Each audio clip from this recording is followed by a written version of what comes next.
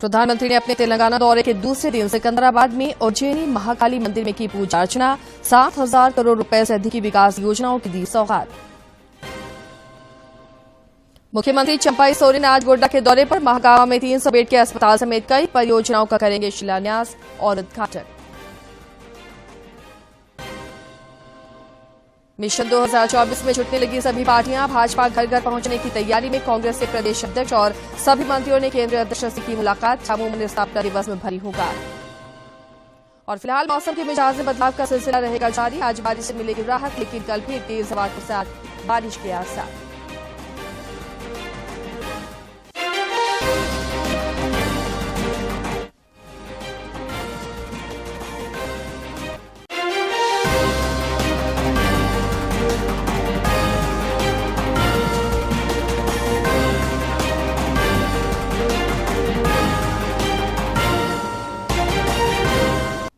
नमस्कार, खबरें झारखंड में आपका स्वागत है। मैं हूं आसिया नाजली और अब समाचारों पर नजर डालते हैं विस्तार से। प्रधानमंत्री नरेंद्र मोदी के तेलंगाना दौरे का आज दूसरा दिन है। प्रधानमंत्री ने अपने दौरे की शुरुआत सिकंदराबाद स्थित उज्जैनी महाकाली मंदिर में पूजा अर्चना के साथ की। प्रधानमंत्री श्री उज्जैनी महाकाली मंदिर पहुंचे, जहां प्रधानमंत्री नरेंद्र मोदी ने पूजा अर्चना की। आपको बता दें कि श्री उज्जैनी महाकाली मंदिर तेलंगाना के सिकंदराबाद क्षेत्र में स्थित एक दिव्य स्थल है और यह मंदिर देवी महाकाली को समर्पित है। ये मंदिर 200 साल से भी ज्यादा पुराना है और यहाँ हर रोज बड़ी संख्या में श्रद्धालु पूजा अर्चना करने आते हैं। आज प्रधानमंत्री नरेंद्र मोदी श्री उज्जैनी महाकाली मंदिर पहुंचे हैं। तेलंगाना के सिकंदराबाद क्षेत्र में स्थित है ये मंदिर, जहां उन्होंने पूजा अर्चना की है। इस मंदिर में 2 बड़े त्योहार मनाए जाते हैं, आषाढ़ जठारा और बोनालू। आपको बताएं आषाढ़ जठारा के बारे में, जो आमतौर पर रविवार और सोमवार को पड़ता है और यहाँ कई भक्त मंदिर में प्रार्थना करने के लिए इकट्ठे होते हैं। यहाँ सिकंदराबाद तेलंगाना में संतों ने प्रधानमंत्री नरेंद्र मोदी को एक फोटो भी भेंट की है।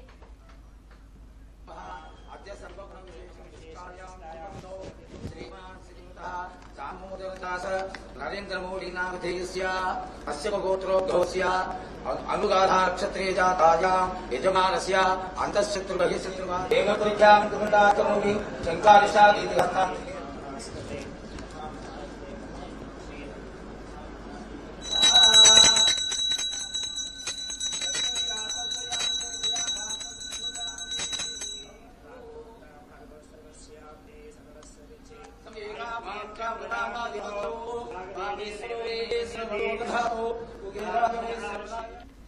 तो प्रधानमंत्री नरेंद्र मोदी तेलंगाना के सिकंदराबाद में श्री उज्जैनी महाकाली मंदिर में उन्होंने पूजा अर्चना की है।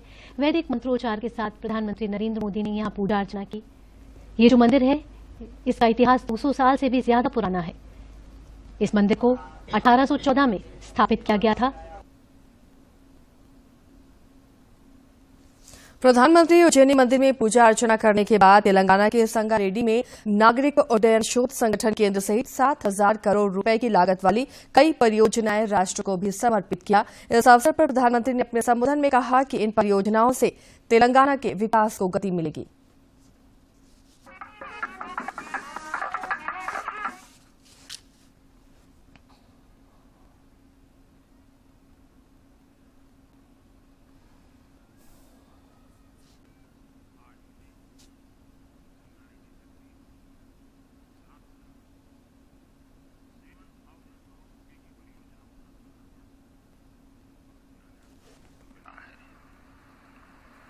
इनमें हाईवेज, रेलवेज और एयरवेज से जुड़े आधुनिक इंफ्रास्ट्रक्चर के काम भी है।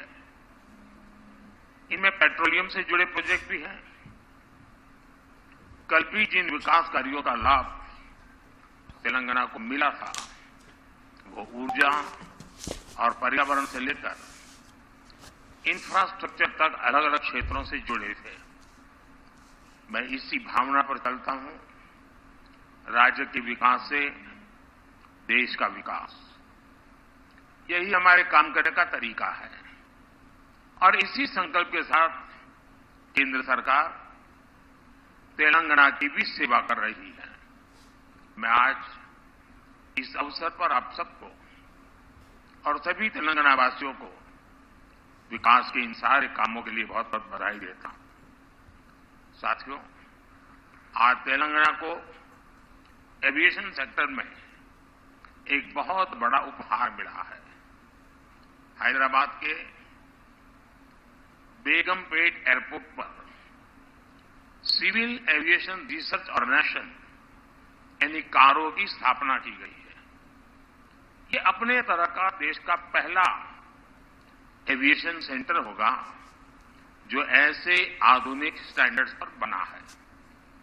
इस सेंटर से हैदराबाद और तेलंगाना को एक नई पहचान मिलेगी। इससे तेलंगाना के युवाओं के लिए एविएशन सेक्टर में नई उड़ान के रास्ते खुलेंगे। इससे देश में एविएशन स्टार्टअप्स को रिसर्च और स्किल डेवलपमेंट के लिए एक प्लेटफॉर्म मिलेगा, मजबूत धरातल मिलेगी। प्रधानमंत्री नरेंद्र मोदी तेलंगाना के दौरे के बाद आज दोपहर बाद ओडिशा की राजधानी भुवनेश्वर पहुंचेंगे। वे जाजपुर जिले में 19,600 करोड़ रुपए से अधिक की विकास परियोजनाओं का उद्घाटन और शिलान्यास करेंगे।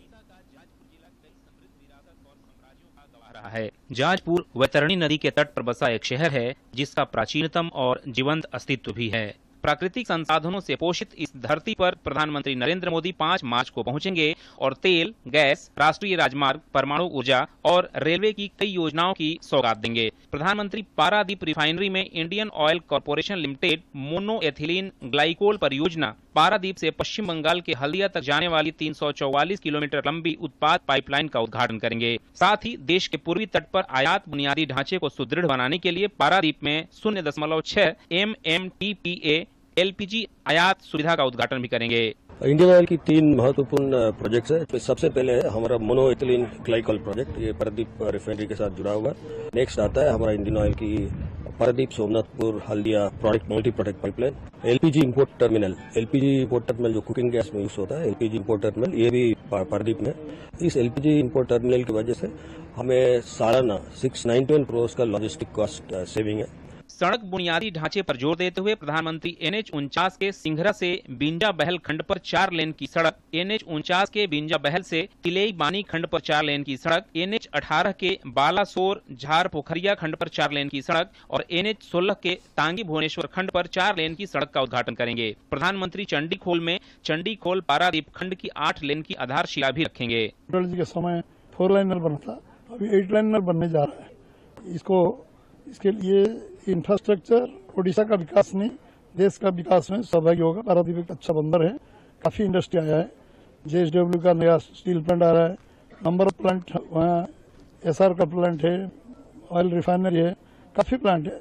प्रधानमंत्री रेलवे के आधुनिकीकरण और नेटवर्क विस्तार के लिए कई रेल लाइन राष्ट्र को समर्पित करेंगे, जिसमें 162 किलोमीटर लंबी बंसा पानी दैतारी तोमका जखपुरा रेल लाइन शामिल है। यह लाइन मौजूदा यातायात सुविधाओं को विकसित करने के साथ साथ क्योंझर जिले से निकटतम बंदरगाहों और इस्पात संयंत्रों तक लौह और मैग्नीज अयस्क के कुशल परिवहन की सुविधा भी प्रदान करेगा। प्रधानमंत्री घरेलू और अंतर्राष्ट्रीय व्यापार को बढ़ावा देने के लिए कलिंगन नगर में कॉनकोर कंटेनर डिपो का उद्घाटन भी करेंगे। इसके अलावा नरला में मुख्यमंत्री चंपई सोरेन आज गोड्डा के एक दिवसीय दौरे पर हैं। अपने दौरे के क्रम में श्री सोरेन महगामा के महुआरा में ACL द्वारा बनाए जाने वाले 300 बेड के अस्पताल का शिलान्यास करेंगे। इसके अलावा कई अन्य परियोजनाओं का भी शिलान्यास और उद्घाटन करेंगे। इससे पहले गिरिडीह में मुख्यमंत्री ने 66 करोड़ 69 लाख रुपए की लागत से बनने वाले डेयरी प्लांट का शिलान्यास किया। इस मौके पर उन्होंने कहा कि उनकी सरकार गरीबों को समर्पित सरकार है।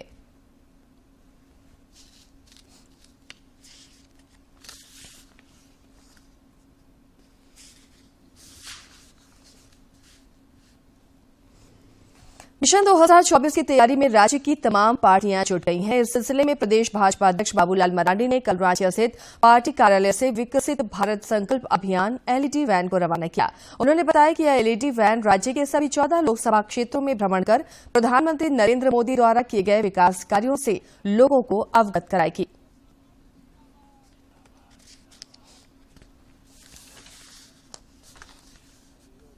भारत संकल्प है मोदी जी। तो 10 वर्षों में भारत सरकार ने मोदी जी की सरकार ने जो काम किया, उन कामों को लेकर के रथ पूरा लोकसभा क्षेत्र का भ्रमण करेगी। ताकि लोगों को ये जानकारी मिल सके किस प्रकार से इन 10 वर्षों में गांव, गरीब, किसान, मजदूर, महिलाओं के लिए सरकार ने काम किया और देश को कैसे आत्मनिर्भर बनाने के लिए जो इन 10 वर्षों में जो प्रयास हुए। उधर कांग्रेस के राष्ट्रीय अध्यक्ष मल्लिकार्जुन खड़गे और राष्ट्रीय संगठन महामंत्री के.सी. वेणुगोपाल से राज्य के कांग्रेस कोटे के चारों मंत्रियों ने दिल्ली में मुलाकात की। दोबारा मंत्री बनने के बाद दिल्ली में पार्टी के दोनों बड़े नेताओं ने इनकी पहली मुलाकात उनसे थी। इस मौके पर पार्टी के प्रदेश प्रभारी गुलाम अहमद मीर और प्रदेश अध्यक्ष राजेश ठाकुर भी मौजूद थे। बाद में पार्टी के प्रदेश अध्यक्ष ने बताया कि वरीय नेताओं के साथ लोकसभा चुनाव की तैयारियों पर भी चर्चा हुई है।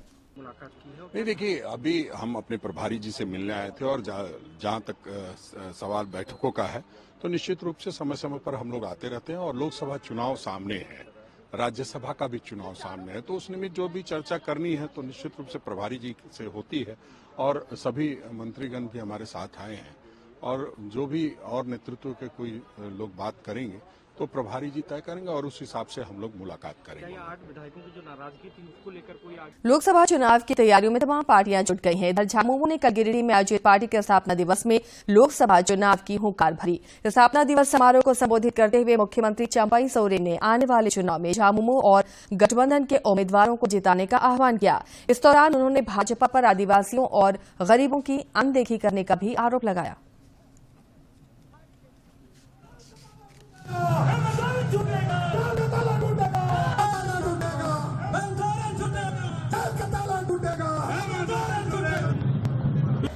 साल हुआ, सबसे ज्यादा हम लोग बिहार का सत्ता में कभी हुआ, लेकिन झारखंड के यहाँ का आदिवासी, यहाँ का दलित, यहाँ का पिछड़ा वर्ग, यहाँ का गरीब गुरबा, यहाँ का अल्पसंख्यक कभी उनका नजर में अच्छा नहीं रहा।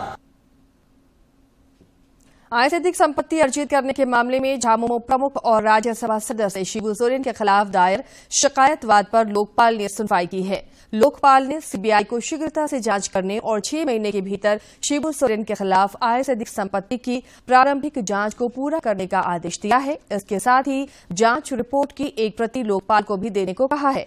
आपको बता दें कि गोड्डा के भाजपा सांसद डॉक्टर निशिकांत दुबे ने शिबू सोरेन और उनके परिवार के अन्य सदस्यों के खिलाफ आय से अधिक संपत्ति हासिल करने का आरोप लगाते हुए अगस्त 2020 में लोकपाल के समक्ष शिकायतवाद दर्ज कराई थी। पेयजल एवं स्वच्छता मंत्री मिथिलेश कुमार ठाकुर ने गढ़वा के गोविंद उच्च विद्यालय मैदान में 80 हाई मास्ट लाइट का शिलान्यास किया। इस मौके पर श्री ठाकुर ने कहा कि जनता ने जिस विश्वास के साथ उन्हें चुना है उस पर वे खरा उतरने का प्रयास कर रहे हैं। उपलब्ध कराई जाती है। आज हम लोगों ने 73 पंचायत में हम लोगों ने लगभग 80 जो हमारे 6 प्रखंड हैं 80 हाई मास्ट लाइट हम लोगों ने विधायक नोटिस देने का काम किया। दुमका जिले के हजीरा के गुरमाहाट में 1 मार्च की रात विदेशी महिला के साथ सामूहिक दुष्कर्म मामले में पीड़ित विदेशी दंपत्ति को कड़ी सुरक्षा के बीच आज भेजा जाएगा। इससे पहले कल जिले के उपायुक्त ए दोडे और पुलिस अधीक्षक पीताम्बर सिंह खेरवार ने पीड़िता के पति को 10 लाख रुपए का चेक मुआवजा के रूप में दिया।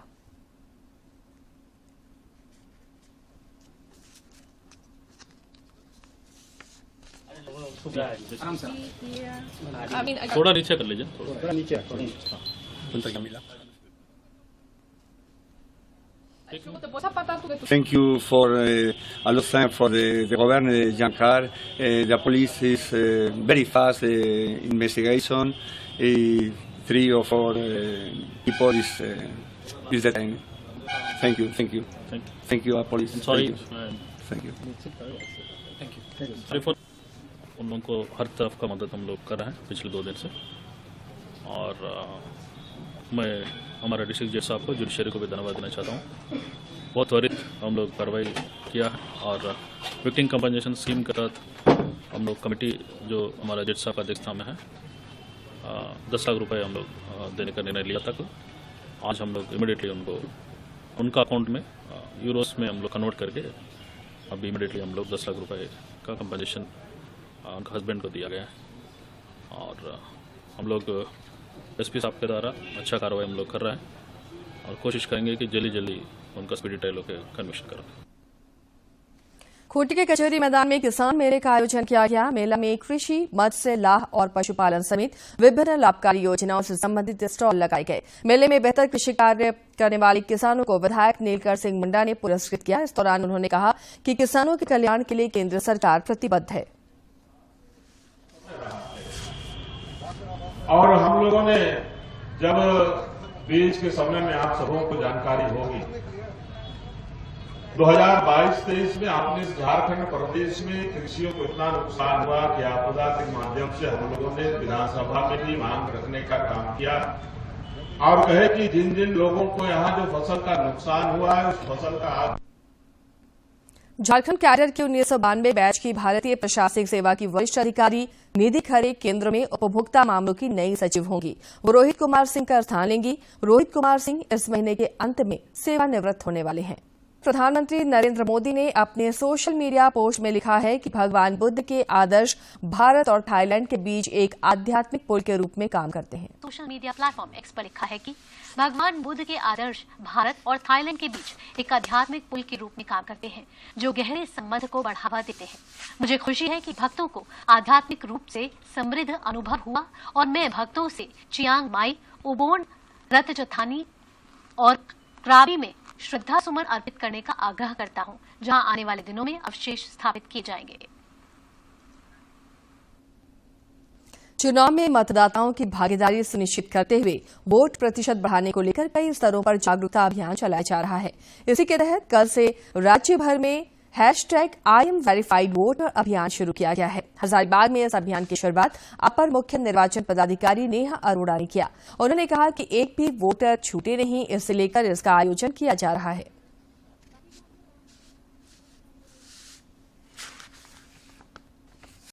मेरा पहला वोट देश के लिए अभियान के तहत गुमला के चैनपुर में कार्यक्रम का आयोजन हुआ। इस दौरान Paramvir Albert Ekka memorial college में पहली बार मतदान करने वाले युवा मतदाताओं को प्रोत्साहित किया गया और मतदाता शपथ दिलाया गया।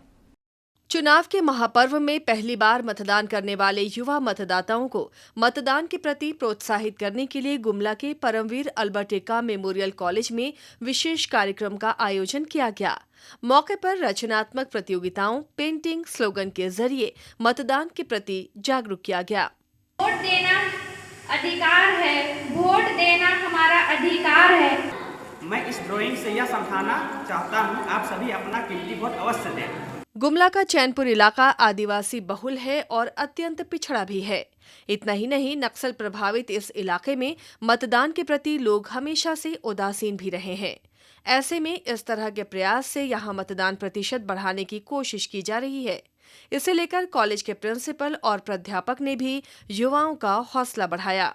सोशल मीडिया में जारी है और इस मुहिम को आगे तक ले जाने के लिए ताकि 80% या उससे अधिक वोट पड़े, इसके लिए कार्य जारी है। इससे आने वाले जो लोकसभा का चुनाव है, जो एक चुनाव का पर्व हम कहते हैं, इसके अंतर्गत ये सारे बच्चे पहली बार वोट देंगे और प्रधानमंत्री और अपने क्षेत्र के सांसद को चुनने के लिए। इन प्रतियोगिताओं के माध्यम से यहां अपने वोट की शक्ति का सार्थक प्रयोग करने, साथ ही देश के सुनहरे भविष्य की कल्पना कर पाने और अपनी जिम्मेदारी को समझकर देश के निर्माता बनने का संदेश दिया गया। गुमला से बलदेव प्रसाद शर्मा की रिपोर्ट।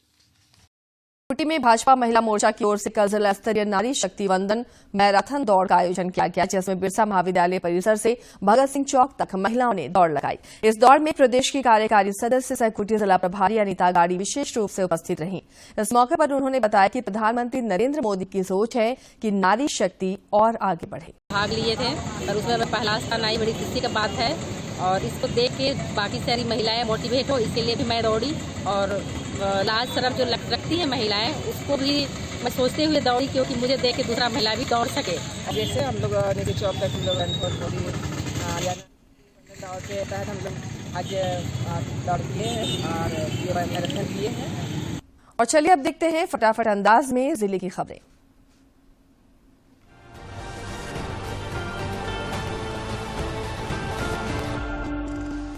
भारत में जापान के पॉलिटिकल काउंसिलर ओरिता कांतारो ने प्रदेश भाजपा अध्यक्ष बाबूलाल मरांडी से मुलाकात की।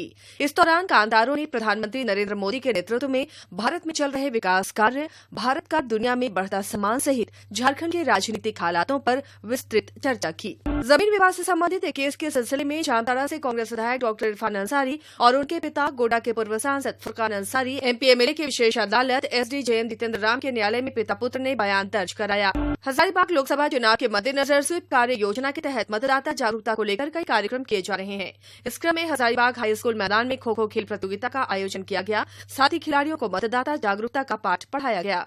रांची के वरीय पुलिस अधीक्षक चंदन कुमार सिन्हा ने सभी डीएसपी और थाना प्रभारियों के साथ बैठक की। इस दौरान पुलिस पदाधिकारियों को सुरक्षा से संबंधित विशेष दिशा निर्देश दिए गए। इस मौके पर लंबित कांडों के निष्पादन और फरार वारंटी को गिरफ्तार कर जेल भेजने पर जोर दिया गया। हजारीबाग शहर के एक दंत चिकित्सक ने अपने 2 बेटियों को जहर देकर मारने के बाद खुद भी जहर खाकर आत्महत्या कर ली। जानकारी मिलने के बाद पुलिस मौके पर पहुंची और तीनों को पोस्टमार्टम के लिए भेज दिया। घटना के कारण की तलाश पुलिस कर रही है। घर में अपने उनकी 2 बच्ची जहर के कारण ही मृत्यु हुई है और इनका दाहिने हाथ का नस कटा हुआ था। रामगढ़ जिले के भुरकुंडा ओपी क्षेत्र में एक व्यापारी का थैला काट कर उचक के 53,000 रुपए उड़ा लिए। वारदात को अंजाम देकर अपराधी बड़े आराम से फरार हो गए। पुलिस मामले की छानबीन में जुटी है। लोहरदगा सदर थाना में कार्यरत चौकीदार विजय उरांव की मौत सड़क दुर्घटना में हो गई। बताया जा रहा है कि चौकीदार विजय उरांव सदर थाना क्षेत्र के हरमू का रहने वाला था और ड्यूटी के क्रम में नोटिस बांटने के लिए पतराटोली जा रहा था। इसी दौरान अज्ञात वाहन ने बिजली ऑफिस के पास धक्का मार दिया, जिससे चौकीदार की घटनास्थल पर ही मौत हो गई। कोडरमा जिले में आंगनबाड़ी केंद्रों की पोषण सखी ने फिर से नौकरी वापसी की मांग पर संघर्ष तेज कर दिया है।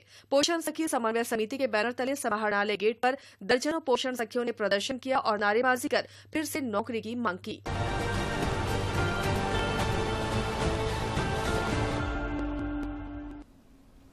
पश्चिमी विक्षोभ के असर के कारण फिलहाल मौसम के मिजाज में बदलाव का सिलसिला जारी रहेगा।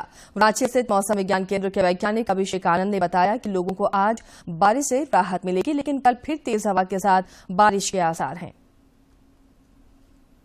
विश्व की पहली वैदिक घड़ी महाकाल की नगरी उज्जैन में स्थापित की गई है। इस वैदिक घड़ी का लोकार्पण अभी हाल ही में प्रधानमंत्री नरेंद्र मोदी ने किया था। भारतीय काल गणना विश्व की प्राचीनतम, सूक्ष्म, शुद्ध, त्रुटि रहित, प्रामाणिक एवं विश्वसनीय पद्धति रही है। काल परिमाण की इस सर्वाधिक विश्वसनीय पद्धति की पुनर्स्थापना विक्रमादित्य वैदिक घड़ी के रूप में महाकाल की नगरी उज्जैन में हो गई है। दुनिया भर में उज्जैनी से निर्धारित और प्रसारित काल गणना नियामक रही है। उज्जैनी की स्थापना सृष्टि के आरंभ से ही मान्य की जाती रही है। विक्रमादित्य वैदिक घड़ी भारतीय काल गणना पर आधारित विश्व की पहली घड़ी है, जिसे वैदिक काल गणना के समस्त घटकों को संवेद कर बनाया गया है। इस घड़ी में भारतीय पंचांग समाहित है। विक्रम संवत, मास, ग्रह स्थिति, योग, भद्रा स्थिति, चंद्र स्थिति, पर्व, शुभाशुभ मुहूर्त, घटी, नक्षत्र, जयंती, व्रत, त्योहार, चौघड़िया, सूर्य ग्रहण, चंद्र ग्रहण, आकाशस्थ, ग्रह, नक्षत्र, ग्रहों का परिभ्रमण इसमें स्वाभाविक रूप से समाहित किया गया है।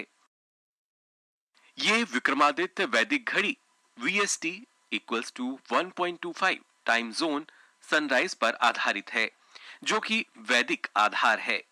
इसका मापन डोंगला स्थित वैधशाला को आधार बनाकर किया गया है। विक्रमादित्य वैदिक घड़ी के ग्राफिक्स में सभी ज्योतिर्लिंग, नवग्रह, नक्षत्र, सूर्योदय, सूर्यास्त आदि भी समाहित हैं। शिवाजी वेधशाला में नया टावर बन जाए, उसके लिए माननीय मुख्यमंत्री जी ने अपनी विधायक निधि से 1,68,00,000 रुपया उपलब्ध कराया। बाकी ऐप डेवलप करने के लिए 8-10 लाख का जो खर्चा है वो हमने किया। तो एक तो ये हुआ। फिर इस ऐप में जो हमने वैदिक घड़ी में जो प्लान किया था कि चूंकि हम लोगों की आदत जो है स्टैंडर्ड टाइम देखने की है, तो वो भ्रम न हो, तो वैदिक काल गणना के साथ साथ ग्रीनविच टाइम और स्टैंडर्ड टाइम इसकी सूचनाएं भी रहें। इस घड़ी को बनाया है मर्चेंट नेवी में अधिकारी रहे आरोह श्रीवास्तव ने। आरोह लखनऊ के रहने वाले हैं। डीडी न्यूज से खास बातचीत में आरोह ने बताया कि उनको मर्चेंट नेवी की पढ़ाई करते वक्त इसको बनाने पर विचार आया। वो बताते हैं कि विक्रमादित्य वैदिक घड़ी भारतीय काल गणना की परंपरा के पुनर्स्थापन का छोटा सा प्रयास है। आरोह ने इसकी मोबाइल एप्लीकेशन भी तैयार की है, जिसमें वैदिक काल गणना की अन्य महत्वपूर्ण जानकारियां भी मिल रही हैं। ये जो हमारी वैदिक घड़ी है, ये 30 मुहूर्त की घड़ी है। ये एक दिन में जो आज का सूर्योदय होगा और कल जब सूर्योदय होगा, इस कालखंड को 30 मुहूर्तों में विभाजित करती है। तो ये घड़ी 30 घंटे 30 मिनट 30 सेकंड की है, जिसको प्राचीन भाषा में 30 मुहूर्त, 30 काल और 30 कास्था कहा जाता था। तो ये जो दो सूर्योदय के बीच का कालखंड है, इसको डिटरमाइन करने की वजह से हमारी घड़ी में जब भी शून्य बजता है, उस वक्त उस स्थिति पे सूर्योदय हो रहा होता है, जो कि हमारी आज के 24 घंटे की समय प्रणाली पे बनी हुई मैकेनिकल घड़ियां हमको नहीं दिखा पाती। उज्जैन की जीवाजी वैद्यशाला में बने इस वैदिक घड़ी के टावर को मुख्यमंत्री मोहन यादव ने अपनी विधायक निधि से ही 1 करोड़ 68 लाख रुपए खर्च कर बनवाया है। गौरतलब है कि हमारे दृष्टा ऋषियों ने काल की चक्रीय अवधारणा को प्रतिपादित किया है, जिसमें सतयुग, त्रेता, द्वापर, कलयुग की व्यवस्था निरंतर है और यह चक्र शाश्वत रूप से आते जाते हैं। साथ ही इनकी आवर्ती पुनरावर्ती होती रहती है।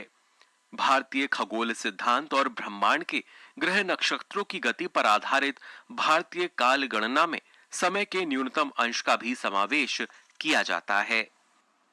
बाबा महाकाल की नगरी उज्जैन दुनिया भर के लिए काल गणना का एक प्रमुख केंद्र हुआ करती थी, लेकिन समय के साथ इसको भुला दिया गया।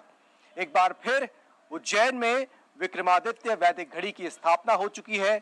ये वैदिक घड़ी न सिर्फ हमारे समृद्ध अतीत की याद दिलाएगी, बल्कि एक बार फिर से बात कर लेंगे सेहत की, और सेहत की बात में जानते हैं क्यों होती है मेटाबॉलिक हड्डी की समस्या। देखते हैं इस रिपोर्ट में। मेटाबॉलिक बोन डिजीज विकारों का एक समूह है जो हड्डियों की ताकत को प्रभावित करता है। खनिज जिसे कैल्शियम, फास्फोरस या विटामिन डी का असंतुलन हड्डी के द्रव्यमान, विकास और टर्नओवर यानी हड्डी के नए ऊतकों को बनने में बाधा डालता है। हड्डी कोशिका गतिविधि को प्रभावित करने वाले कारक जैसे आनुवंशिक स्थितियां और विटामिन की कमी आमतौर पर खनिज असंतुलन का कारण बनते हैं, जिससे हड्डियां कमजोर होने लगती हैं। मेटाबॉलिक हड्डी रोग जन्मजात हो सकता है या फिर आने वाले जीवन में भी विकसित हो सकता है। मेटाबॉलिक बोन डिजीजेज जो होती हैं, इसमें कई प्रकार की होती हैं। ज़्यादातर इसमें जो है वो calcium metabolism, phosphorus, vitamin D, protein metabolism भी, यूरिक एसिड, ये सारे इन्वॉल्व होते हैं। प्राइमरीली जो इसमें होता है वो कैल्शियम मेटाबॉलिज्म इफ़ेक्ट करता है और उसके लिए कई बीमारियां होती हैं जो कि जन्म से ही, बचपन से ही शुरू होती हैं और बुढ़ापे तक भी जाती हैं। बचपन से अगर हम शुरू करें तो बच्चों में अगर विटामिन डी की कमी हो, कैल्शियम की कमी हो, तो रिकेट्स नाम की बीमारी होती है, जो कि जिसमें कि विटामिन डी और कैल्शियम की कमी की वजह से हड्डियाँ, बहुत सारे सिम्टम्स आ जाते हैं बच्चों को, जैसे कि उनके जो स्कल की हड्डी होती है वो थोड़ी सॉफ्ट रहती है, माथा थोड़ा फूला रहता है, दांत निकलने डिलेड हो जाते हैं या गलत निकलते हैं, उनके कलाई की हड्डियाँ चौड़ी हो जाती हैं, घुटने टेढ़े हो जाते हैं, रीढ़ की हड्डियाँ भी टेढ़ी हो सकती हैं, उनके छाती में भी बोन्स की बनावट अलग बन सकती है, पेट थोड़ा सा निकला हुआ होता है। ये सारे सिम्टम्स हैं जो कि रिकेट्स की वजह से होते हैं। कई कारक हैं जो मेटाबॉलिक बोन डिजीज के खतरे को बढ़ाते हैं। बढ़ती उम्र, धूम्रपान करना, प्रारंभिक रजोनिवृत्ति, विटामिन डी व अन्य खनिजों की कमी, स्तन या प्रोस्टेट कैंसर के लिए हार्मोन थेरेपी लेना, कुछ दवाओं का लंबे समय तक प्रयोग करना, ऑस्टियोपोरोसिस का पारिवारिक इतिहास और व्यायाम न करना, इन सभी कारकों से मेटाबॉलिक बोन डिजीज का खतरा बढ़ जाता है। पूरे मेटाबॉलिज्म को करेक्ट किया जाता है विटामिन डी देकर, कैल्शियम देकर, और जब वो करेक्ट हो जाता है, अगर कुछ टेढ़ापन परमानेंटली आ गया है तो उसको ऑपरेशन करके उन हड्डियों को सीधा भी किया जा सकता है। यही चीज़ जैसे जैसे उम्र बढ़ती है, यंग एडल्ट्स में भी इन्हीं वजह से ही एक बीमारी होती है जिसको कि हम ऑस्टियोमलेशिया बोलते हैं, और हड्डियां सॉफ्ट हो जाती हैं, उनमें भी टेढ़ापन आ सकता है और टूट भी सकती हैं। और जैसे जैसे उम्र बढ़ती है उसको एक और बीमारी होती है जिसको हम ऑस्टियोपोरोसिस बोलते हैं, जिसमें कि हड्डियां कमज़ोर हो जाती हैं। हड्डियों में पर्याप्त खनिज न होने पर वो धीरे धीरे कमजोर होने लगती हैं या क्षतिग्रस्त हो जाती हैं, जिससे चयापचय संबंधी हड्डी रोग हो सकते हैं। खनिज हेमियोस्टेसिस को प्रभावित कर सकते हैं, जिससे शरीर ये सुनिश्चित करता है कि कैल्शियम, विटामिन डी और फास्फोरस की मात्रा सही है। हड्डियां इन खनिजों को संग्रहित करती हैं, पुनर्निर्माण और विकास के लिए इनका उपयोग करती हैं। बहुत ज़रूरी है कि गर्भावस्था के समय से ही जो महिला है उनको विटामिन डी और कैल्शियम दिया जाए, और जब डिलीवरी होने के बाद भी बच्चों को भी आजकल ड्रॉप्स दिए जाते हैं विटामिन डी के, जिससे कि ये शुरू की जो रिकेट्स की प्रॉब्लम है वो ना हो। और यंग एडल्ट्स में भी और आगे जाके एडल्ट्स में भी इट इज़ वेरी इम्पॉर्टेंट, बहुत ज़रूरी है कि विटामिन डी और कैल्शियम और प्रोटीन्स ये सही मात्रा में पहुंचते रहें और एक्सरसाइज करते रहें ताकि बोन्स स्ट्रांग रहें और आगे जाके ये प्रॉब्लम ना रहे। विटामिन डी का जो हमारे शरीर में काम होता है वो होता है कि कैल्शियम को शरीर के अंदर एब्जॉर्ब करना। प्राकृतिक रूप में ये विटामिन डी हमारी स्किन बनाती है, हमारी चमड़ी बनाती है धूप से। अगर वो धूप का एक्सपोजर नहीं होता है तो फिर वो विटामिन डी नहीं बनता है शरीर में, तो और उसकी कमी हो जाती है। तो फिर हम चाहे जितना भी कैल्शियम खा लें खाने में, वो एब्जॉर्ब नहीं होता है या कम एब्जॉर्ब होता है, और धीरे धीरे करके हड्डियां भी कमज़ोर हो जाती हैं। इसलिए बहुत ज़रूरी है कि विटामिन डी की जांच करें, धूप का एक्सपोजर सही प्रकार से हो, ताकि प्राकृतिक रूप से भी अगर विटामिन डी बन जाए, और अगर कम निकलता है तो हम विटामिन डी सप्लीमेंट्स ले सकते हैं। यदि ये गतिविधि ठीक से ना हो तो हड्डियां धीरे धीरे कमजोर होने लगती हैं, जिससे हड्डी टूटने व अन्य समस्याएं होने की संभावना बढ़ जाती है। कुछ सावधानियां और स्वस्थ जीवन शैली अपनाकर मेटाबॉलिक बोन डिजीज के खतरे से बचा। इसके साथ ही इस बुलेटिन में फिलहाल इतना ही, लेकिन चाहते चाहते एक बार फिर से नजर डालेंगे सुर्खियों पर। प्रधानमंत्री ने अपने तेलंगाना दौरे के दूसरे दिन सिकंदराबाद में उज्जैनी महाकाली मंदिर में की पूजा अर्चना, 7,000 करोड़ रुपए से अधिक की विकास योजनाओं की दी सौगात। मुख्यमंत्री चंपाई सोरेन आज गोड्डा के दौरे पर महागामा में 300 बेड के अस्पताल समेत कई परियोजनाओं का करेंगे शिलान्यास और उद्घाटन। मिशन 2024 में जुटने लगी सभी पार्टियां, भाजपा घर घर पहुंचने की तैयारी में कांग्रेस के प्रदेश अध्यक्ष और सभी मंत्रियों ने केंद्रीय अध्यक्ष से की मुलाकात, छामू मंदिर स्थापना दिवस में भरी होगा। और फिलहाल मौसम के मिजाज में बदलाव का सिलसिला रहेगा जारी, आज बारिश से मिलेगी राहत, लेकिन कल भी तेज हवा के साथ बारिश के आसार।